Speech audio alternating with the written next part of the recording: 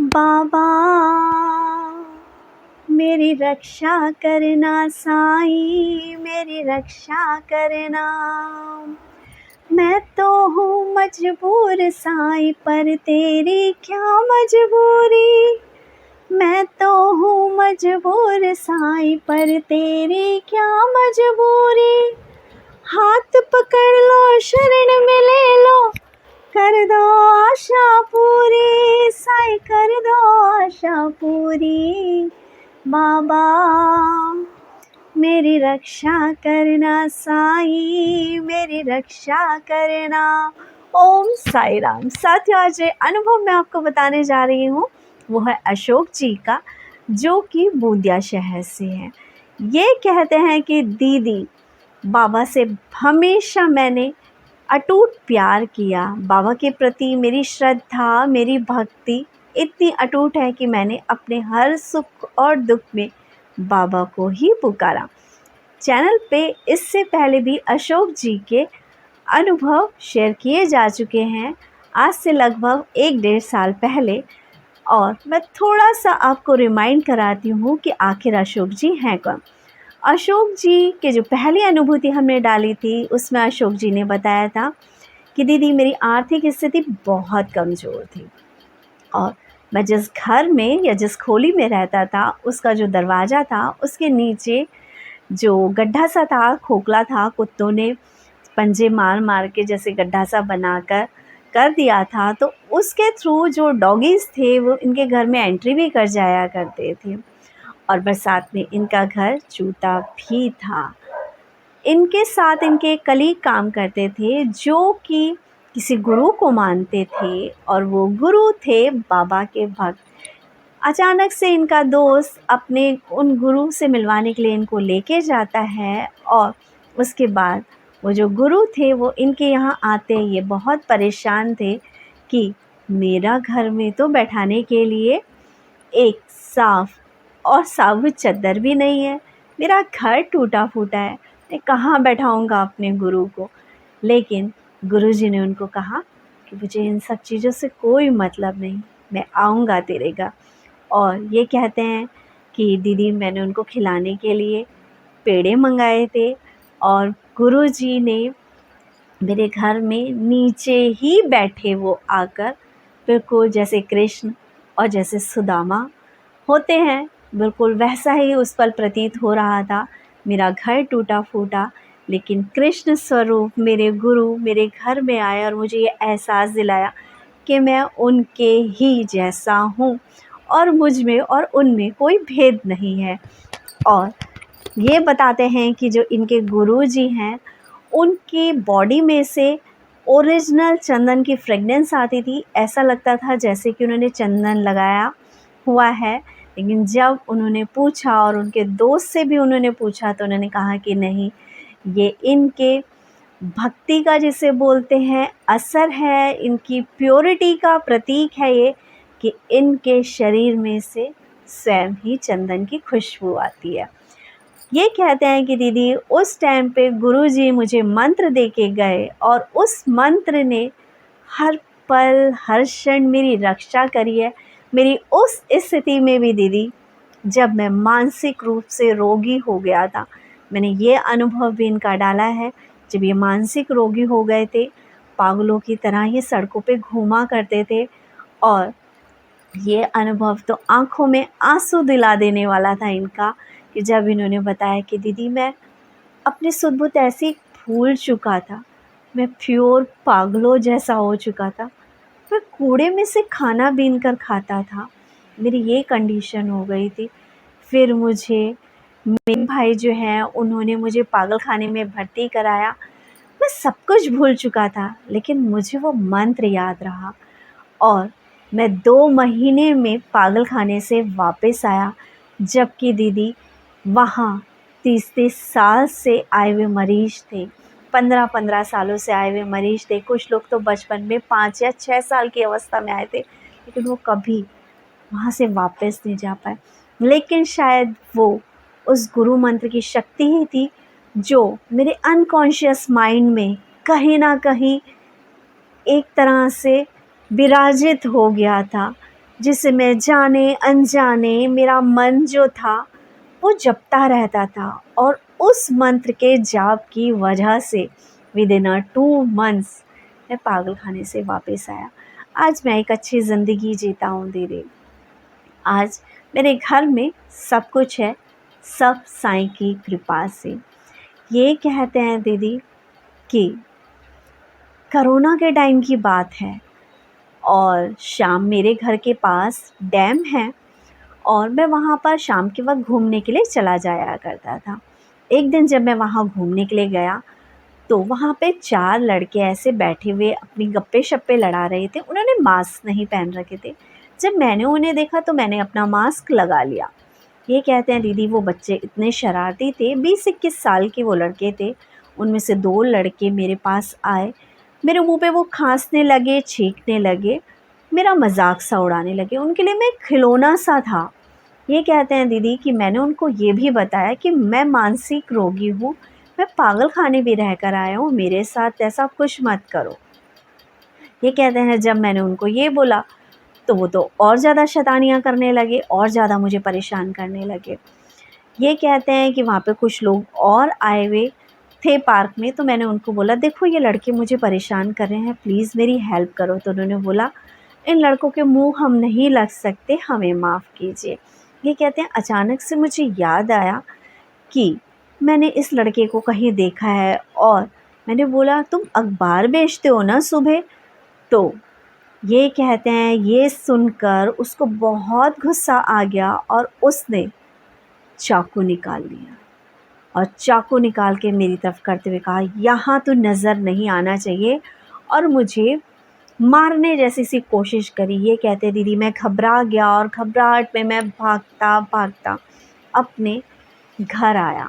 उसके बाद भी ये डैम के पास जो पार्क था वहाँ पे गए हैं, लेकिन जैसे ये इन लोगों को देखते थे तो ये दूर ही हट जाते थे। ये कहते हैं फिर काफ़ी दिनों बाद ऐसा कुछ हुआ कि वो लड़के नज़र नहीं आए वहाँ पर। ये कहते हैं कि एक दिन ऐसे ही मैं जब टहल रहा था तो एक मुझे सज्जन पुरुष मिले, क्योंकि मैंने उन्हें कितनी बार बात करते हुए देखा था उनसे, तो मैंने पूछा कि आजकल वो 2 लड़के थे वो नज़र नहीं आते, वो कहाँ गए? तो उन्होंने जो मुझे बताया वो बहुत शॉकिंग था। ये कहते हैं कि दीदी उन्होंने बताया कि एक दिन वो ट्रेन में चढ़ रहे थे या उतर रहे थे, पता नहीं क्या हुआ। उस सफ़र के दौरान इन दोनों का एक्सीडेंट हुआ, ये गाड़ी से गिर गए, और दोनों ही लड़कों का एक-एक पैर कट गया। उसके बाद वो कभी वहाँ नज़र नहीं आए। यहाँ एक चीज़ बताना चाहूँगी कि अशोक जी ने मुझे ये बताया कि दीदी मैंने बाबा को दिल से प्यार किया, बाबा के सिवा मेरा कोई नहीं। वो जो मंत्र मुझे मिला था मैंने हमेशा उसको जपाया है, और उससे ही अपनी रक्षा की कामना की है। बाबा का वो मंत्र मेरी हर पल रक्षा करता है, और मेरी लाइफ का ये इंसिडेंट रहा दीदी कि मेरे ऊपर किसी ने भी यदि हाथ उठाया है तो कुछ टाइम बाद ना जाने वो काल का ग्रास बना और मृत्यु को प्राप्त हुआ है। इन्होंने ऐसे मुझे 4 इंसिडेंट बताए हैं जो सुन के मेरे भी रोंगटे खड़े हो गए। लेकिन मैं यहाँ पर एक चीज़ कहना चाहूँगी कि किसी भी भगवान का कोई भी भक्त हो, अगर वो असहाय है, निर्बल है, दुर्बल है, तो प्लीज़ ना तो उसकी मजाक उड़ाना, ना उसके भगवान की मजाक उड़ाना। क्योंकि एक कहावत है ना जिसकी लाइंस कुछ इस तरह से है, दुर्बल को न सताइए जाकी मोटी हाय, मुई खाल के स्वाद से सार भस्म हो जाए। हमें कभी निर्बल को नहीं सताना चाहिए। उसकी एक श्वास से, यानी अगर वो दिल से किसी को हाय दे देगा ना तो वो इंसान वहीं का वहीं भस्म हो जाएगा। और ऐसा ही इनके साथ हुआ, जिसने भी इन पे हाथ छोड़ा, इनको भला बुरा कहा, जाने अनजाने जानबूझकर इनको सताया, तो इन्होंने अनन्य भाव से सारा भार बाबा को समर्पित किया। और ये कहते हैं दीदी, ये कहने में भी मुझे अजीब थोड़ा लगेगा कि मैं ये कहूँ कि बाबा से मैंने अपने लिए सहायता मांगी और उनके साथ ऐसा हुआ, लेकिन हुआ ज़रूर है उन लोगों के साथ ऐसा। ये कहते हैं दीदी कि आज से लगभग 30 साल पहले की बात होगी। मैं जिस मकान में रहता था, उस मकान मालिक का जो बेटा था वो XYZ रीज़न की वजह से जेल गया था, जिसकी वजह से उसे 20 साल की सज़ा हुई थी। उसने किसी का मर्डर कर दिया था और उस बीच में वहाँ जाके किराए पे रहने लगा। और जब वो वहाँ से छूट कर आया तो उसने एक दिन मेरे को उठा के पटक दिया और मेरे मुंह पे थप्पड़ ही थप्पड़ मार दिए। ये कहते हैं मकान मालकिन जो बहुत अच्छी थी, और वो बहुत रोने लगी और उसने बोला, हाय तूने इस पागल पे क्यों हाथ छोड़ा, तो इस पागल को क्यों सता रहा है, तुझे इसका जो है ना मुआवजा भरना पड़ेगा, एक निर्बल को मत सता। तो ये कहते हैं दीदी वो नहीं माना, उसने मेरे साथ जो करना था उसने किया। मैं अपने आप को बचाने की कोशिश कर रहा था। मेरा जो दिमाग था उस वक्त मेरे काबू में नहीं था, मैं भी कुछ ऊट-पटांग बोल दिया करता था। और उसके बाद दीदी एक दिन ऐसा हुआ कि उसके घर में पड़ोस के कुछ बदमाश लड़कों ने शराब छिपा दी। उसने उस शराब को उठाकर बाहर रख दिया और बाहर फेंक दिया। उन लड़कों को जब पता चला तो, क्योंकि वो गुंडे ही थे, उन्होंने ऑन द स्पॉट उनके लड़के को चाकू ही चाकू गोद गोद कर मार दिया और वो ऑन द स्पॉट मर गया दीदी। यहाँ मैं सिर्फ इतना ही कहूँगी कि हम लोग जाने अनजाने दुर्बल को, निर्बल को सता देते हैं। बहुत सारे लोगों को हमने देखा है कि जब कोई मानसिक रोगी सड़क से गुज़र रहा है और वहीं आसपास गली में रहता है, वो बार बार आता है, लोग उसे पत्थर मार के भगाते हैं, लोग उससे चीज़ें छीन लेते हैं, जिस चीज़ को उसने पकड़ा हुआ होता है, मतलब बहुत मिसबिहेव करते हैं। और मैं बताऊँ, एक मानसिक रोगी जो है ना वो बहुत मासूम ही होता है, क्योंकि उसे नहीं पता कि वो क्या व्यवहार कर रहा है, क्या व्यवहार नहीं कर रहा है। और उस टाइम आप उसको मारते हो, वो रोता है, आपको गाली देता है, तो कहीं ना कहीं एक निर्बल इंसान की जो है ना ईश्वर सुनता है। अगर आप किसी को इस तरह का सता रहे हैं तो आपको उसका मुआवजा भुगतना ही पड़ता है, जैसा कि इस केस में हुआ। वाकई ये जब मैंने सुना तो मेरे खुद के रोंगटे खड़े हो गए। ये कहते हैं दीदी ऐसा ही एक बार हुआ। मैं जहाँ काम करता था वहाँ के मकान मालिक के यहाँ पे कोई फंक्शन था, शादी थी, तो मैं वहाँ गया। वहाँ पर मैं खाना लेकर अपनी प्लेट में खा रहा था। वहाँ पे पता नहीं एक आदमी आया, उसने मेरे हाथ से लेके प्लेट फेंकी और उसके बाद उसने अपनी भी प्लेट फेंकी और वो मुझ पे हाथ छोड़ा। उसने मुझे पता नहीं क्यों थप्पड़ मारा। उसकी मानसिक स्थिति ख़राब थी या क्या था, या उसने ड्रिंक ज़्यादा कर रखी थी। और उसके बाद दीदी जो हुआ उसके साथ वो बहुत गलत हो गया। मैंने ऐसा थोड़ा ना मांगा था, बस मुझे तो कोई मारता था मेरी मानसिक स्थिति के चक्कर में, या तो शायद मेरे शरीर में उतनी ताकत नहीं थी कि मैं अपना बचाव कर पाता। अपने बचाव के लिए हमेशा मैंने भगवान को पुकारा और उस आदमी की भी दीदी बहुत कम एज में डेथ हो गई। वो सिर्फ 40 साल का था। अचानक से उसको एक दिन हार्ट अटैक आया और वो मर गया। ये सुनकर मुझे पीड़ा हुई, लेकिन दीदी समझ नहीं आ रहा, जब से मैंने बाबा के नाम का वो जाप किया है, बाबा मेरी रक्षा करने के लिए हर पल हर क्षण होते हैं। शायद मैं अपना बचाव नहीं कर सकता ना, और लोग मेरे पे हाथ छोड़ देते हैं, मार देते हैं मुझे सीधा समझ के, बेचारा समझ के, और उन्हें नहीं पता कि इस बेचारे का जो सहारा है वो ब्रह्मांड नायक है। यहाँ इनके अनुभवों को सुनते हुए मैं सिर्फ यही कह सकती हूँ, मेरे पास शब्द नहीं है, कि वाकई भगवान की लाठी में आवाज़ होती है। हम मारेंगे किसी को, हम पीटेंगे तो दुनिया देखेगी कि ये गाली दे रहा है, ये थप्पड़ मार रहा है, ये चप्पल मार रहा है, ठीक है। लेकिन अनन्य भाव से अपने बाबा की तरफ कोई आप पे अत्याचार कर रहा है, बाबा पे देख लेना, उसको उसकी जायज़ सज़ा ज़रूर मिलती है। ईश्वर की लाठी में आवाज़ नहीं होती। ये कहते हैं दीदी, ऐसे एक बार और हुआ, ये मैं आपको तीसरा इंसिडेंट बता रही हूँ इनके जीवन का। ये कहते हैं दीदी, एक दिन एक ऑटो वाला पता नहीं किसी को ढूंढते हुए आया हमारे घर की तरफ, और पता नहीं उसने मुझे, कहते हैं तू ही है ना वो, उसने गलत रिजेंबल किया या उसने क्या किया, और वो मुझ पे शाउट करने लगा और कहा कि तू ही गलत काम करता है। तो इन्होंने बोला, मैं किसी भी गलत काम को नहीं करता हूँ, मैं तो सीधा साधा इंसान हूँ। ये कहते पता नहीं क्या हुआ, उसने चाकू निकाला और मुझे मारने लगा। कहते मैं अपनी जान बचा के किसी तरह से भागा हूँ वहाँ से, और उस दिन में कम से कम 5-6 घंटे अपने घर तक नहीं आया। मैं इतना डर गया था, मैं इतना घबरा गया था कि आखिर ये सब कुछ हो क्या रहा है।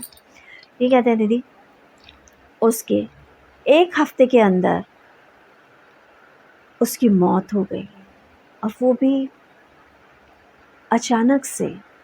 ये कहते हैं दीदी, वो ऑटो चला रहा था अपना, एक दिन 6-7 लोग उसके ऑटो में बैठे हुए थे, ओवर स्पीड था या क्या था, उसका ऑटो पलटा और ऑन द स्पॉट उस इंसान की मृत्यु हो गई। मैंने बाबा को बोला, बाबा मैंने ऐसा नहीं चाहा था, मुझे दुख ज़रूर हुआ था। ये कहते हैं कि दीदी, मैंने ऐसा नहीं मांगा था कि उसकी मृत्यु हो जाए। हाँ, मुझे दुख हुआ था, बुरा लगा था, तो मैंने थोड़ा उसे गलत कह दिया था, लेकिन मृत्यु तो नहीं चाही थी मैंने उसकी। ये कहते हैं दीदी कि ना जाने क्यों जिसने मुझ पे हाथ उठाया है ना, वो अपनी अकाल मृत्यु को हासिल हुआ है। वो कुछ टाइम बाद मर गया। ये बताते हैं दीदी, ऐसे ही 20-25 साल पहले की बात है, मैं एक भजन मंडली में काम किया करता था, भजन भुजन गाया करता था। ये आज भी गाते हैं, और भैया का आई थिंक चैनल भी है। और ये कहते हैं कि दीदी, तो भजन मंडली में हमारा जो एक व्यक्ति था, उसके पास ही सारे पैसे कलेक्ट हुआ करते थे। तो एक दिन हम भजन कराकर हम आए, और उसके बाद हम 3-4 लोगों ने सोचा कि हम उनसे बात करते हैं अपनी पेमेंट के लिए। ये कहते हैं दीदी कि हम सुबह के वक्त गए, वो उस वक्त सो रहा था, तो मैंने उसको जगाया। ये कहते हैं उसने ना आओ देखा ना ताओ देखा, चप्पल उठाई और मेरे मुंह पे चप्पल ही चप्पल मारने लगा। कि कहते हैं मैं अपने आप को बचाने लगा कि भाई छोड़ दे, और भी साथ के लोग थे, उन्होंने बचाने की कोशिश करी, लेकिन बस वो चप्पल पे चप्पल, चप्पल पे चप्पल मेरे मुंह पे बरसाए जा रहा था, मारे जा रहा था। ये कहते हैं दीदी, किसी तरह से मैं वहाँ से निकल गया बच के। और उसके बाद पता चला कि दिन में किसी का फ़ोन आया उसके पास, और बात करते करते ही उस फ़ोन पे उसकी दिमाग की नस फट गई, उसका ब्रेन हेमरेज हुआ, और वो बात करते करते ही मर गया। क्या कहूँ मैं इन अनुभवों के बारे में, इन्हें अनुभव कहूँ या एक निर्बल पे किए गए अत्याचारों का बदला कहूँ, या एक भक्त का अपने भगवान के प्रति आस्था और विश्वास, जब वो सारी दुख तकलीफ़ें अनन्य भाव से अपने ईश्वर को समर्पित कर देता है, तो ईश्वर किस तरह से उसे न्याय दिलाता है और वो इंसान खुद ही आश्चर्यचकित हो जाता है कि ये क्या हो रहा है। ये कहते हैं दीदी आज मैं समझ पा रहा हूँ कि किस तरह से वो मंत्र जाप जो मेरी रक्षा पल पर क्षण क्षण कर रहा है। ऐसे बहुत सारी अनुभूतियाँ हैं ना अदर्स चैनल्स पे भी, जब हम सुनते हैं कि मंत्र जाप करो, मंत्र जाप में इतनी शक्ति है कि आप कुछ बोलते हो प्योर हार्ट से, जायज़ नाजायज़ नहीं, क्योंकि ईश्वर को पता है जायज़ और नाजायज़। ठीक है, तो ईश्वर आपको आपके उस जाप का फल ज़रूर देता है। बहुत सारे लोगों ने महसूस किया जब वो कंटिन्यूअसली नाम जाप शुरू करते हैं, मानसिक जाप शुरू करते हैं, एक स्थिति ऐसी आती है वो सिर्फ ईश्वर के सामने बोलते भी नहीं हैं, सिर्फ सोचते हैं कि ये काम हो जाए और ऐसा काम हो जाए, और अचानक से उस बंदे का वो काम हो जाता है। तो मंत्र जाप की वो शक्ति है, और गुरु मंत्र तो एक ऐसी पावर है कि यदि जिसने आस्था, निष्ठा, विश्वास के साथ नाम जाप कर लिया, दुनिया की कोई ताकत नहीं कि उसे पीछे ढकेल सके। अब यहाँ एक चीज़ और आ सकती है, क्योंकि कुछ लोग कहेंगे कि हम तो सालों से जाप कर रहे हैं लेकिन उस जाप का हमें तो कोई फ्रूट नहीं मिला। तो आज इस वीडियो को देखने के बाद दोबारा से अपने जाप के बारे में सोचना कि आप पूरा दिन राम राम राम राम, सीता सीता सीता सीता, राधा राधा राधा राधा, साईं राम साईं राम साईं राम तो करते हैं, लेकिन इन भगवानों के जो जिसे बोलते हैं रूल्स हैं, जो इनके जिसे बोलते हैं शिक्षा है, क्या वो आपने ग्रहण की? बहुत सी बूढ़ी लेडीज़ को मैंने देखा है कि उनके हाथ में माला तो होगी, राम राम राम राम राम राम राम पूरा दिन जप रही होंगी, लेकिन कहीं भूल चूक से बहू ने कोई गलती कर दी तो दे टिपिकल गाली देकर उसको प्रोनाउंस करेंगी, उसके माँ बापों तक पहुँच जाएंगी। क्या फ़ायदा? जितना नाम जाप किया था ना 1 घंटे 2 घंटे, सब पाप की गठरी में आपने लपेट दिया। अगर आप भगवान का जाप कर रहे हैं ना तो अपने मन में प्योरिटी लाओ, माफ़ करना सीखो। कोई गलती कर रहा है तो उसको बताओ कि बेटा ये गलती हो गई आपसे, इस तरह से इस चीज़ को ऐसे करनी है, क्योंकि भगवान हमारे मुंह से निकली हुई वाणी जहाँ वो सुनता है, हमारे दिल की, हमारे अंतर आत्मा की आवाज़ भी उसे पता होती है। कि हम किसी से मिल रहे हैं तब तक हाय हेलो आप कैसी हो, बहुत अच्छी, और मन में कह फिर आ गई कमी नहीं, इसका तो शक्ल ही देखती हूँ तो बुरा लगता है। बहुत से लोग, आप लोग ऐसा ही कर रहे हैं।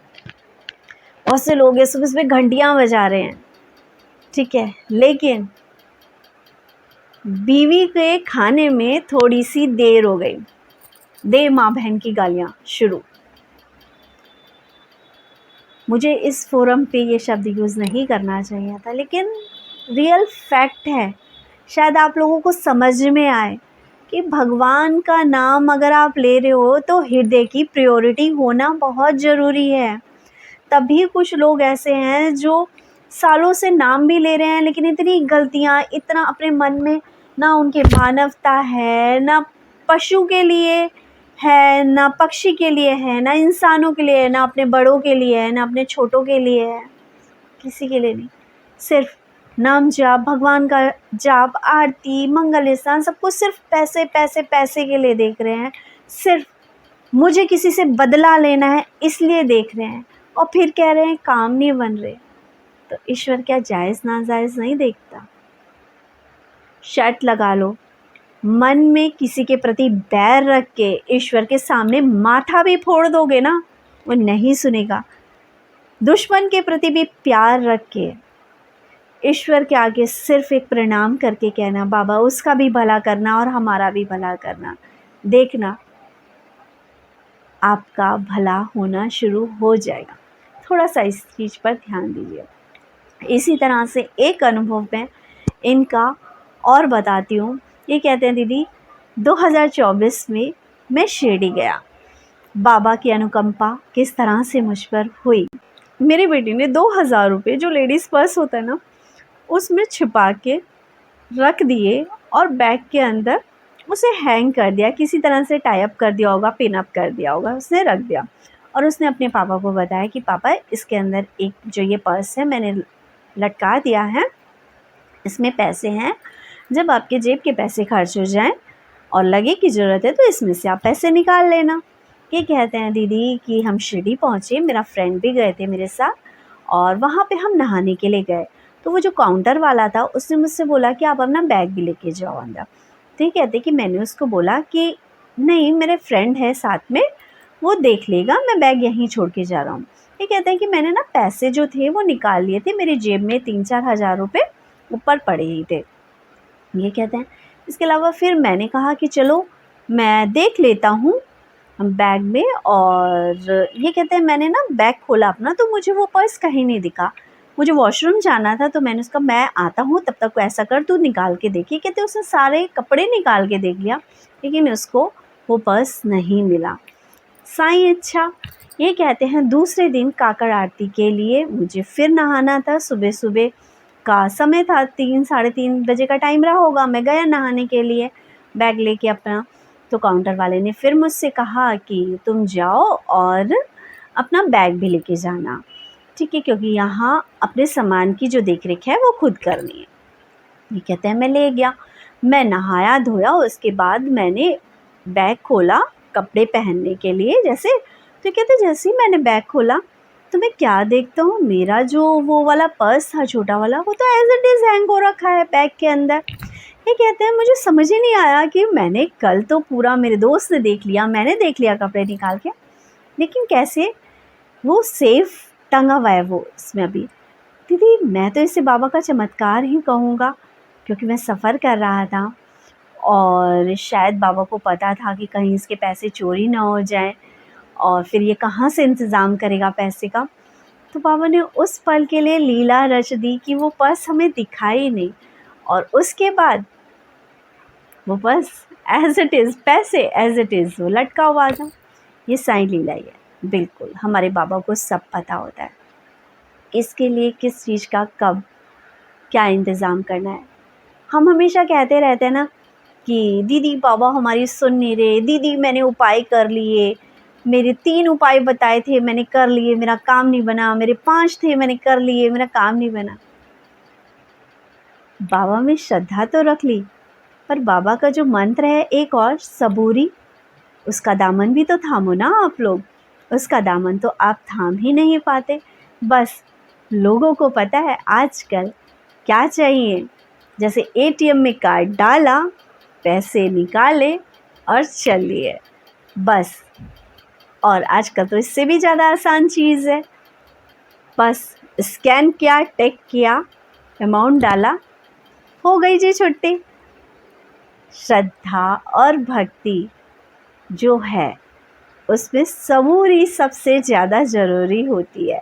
हम भूल जाते हैं कि हम इंसान हैं, उठते बैठते चलते फिरते खाते, हमसे कभी ना कभी कोई ना कोई गलती ज़रूर हुई है, और हम भूल जाते हैं कि ये जीवन है, हम अपना प्रारब्ध लेकर आते हैं। पिछले जन्म में हमसे कोई ना कोई गलती ज़रूर हुई है, तभी तो हमारा आज ये दूसरा जन्म हुआ है ना, उसका ऋण चुकाने के लिए। तो आप लोग क्यों नहीं सुख में और दुख में बाबा को ये कहते कि सुख भी तुम्हारे हैं साईं, दुख भी तुम्हारे हैं, जिस हाल में रखोगे बाबा मैं आपको तो नहीं छोड़ूंगी, ना ही मेरी सबूरी और ना ही मेरी श्रद्धा आप पे से डिगेगी। देखना आपके कर्म फल जो हैं बहुत जल्दी कट जाएंगे, और आपको वो मिलेगा जो आप चाहते हैं। और वो अगर आपको ना भी मिला ना जो आपने चाहा, बाबा आपको उससे ज़्यादा बेस्ट ज़रूर देंगे। बाबा की टाइमिंग और बाबा की लीलाएं अपने आप में बहुत परफेक्ट होती है। इसी के साथ अशोक जी, आपकी जो प्यारी प्यारी अनुभूतियाँ हैं, जो हमारे लिए एक लेसन भी हैं कि हम लोगों को अपने से निर्बल इंसान को नहीं सताना चाहिए। और मैं यहाँ पे ये कहूँगी, किसी भी भक्त को यदि वो निर्बल है, वो अपनी रक्षा नहीं कर सकता, ना तो उस पे हाथ छोड़े, ना ही उसे सताएं, बेकार की गाली गलौज उसके साथ ना करें, क्योंकि आप उसे मार रहे हैं और वो कह रहा है हे भगवान मेरी रक्षा कर। अंतर आत्मा से अगर उसने भगवान को पुकार लिया अपनी रक्षा के लिए, तो आपकी रक्षा करने वाला आपको दूर दूर तक कहीं नज़र नहीं आएगा। इसी के साथ चैनल को ज़्यादा से ज़्यादा शेयर करें, लाइक करें, सब्सक्राइब करें। और हाँ, जिस किसी को भी कमिंग थर्सडे को हवन कराना है, तो आप लोग वो हवन करवा सकते हैं, चैनल से संपर्क करिए। इसके अलावा थर्सडे को होने वाले हवन में लाइव जुड़िए, अपनी इच्छा बाबा के समक्ष रखिए, आपकी वो इच्छा ज़रूर पूरी होगी। ओम साई राम, जय साई राम।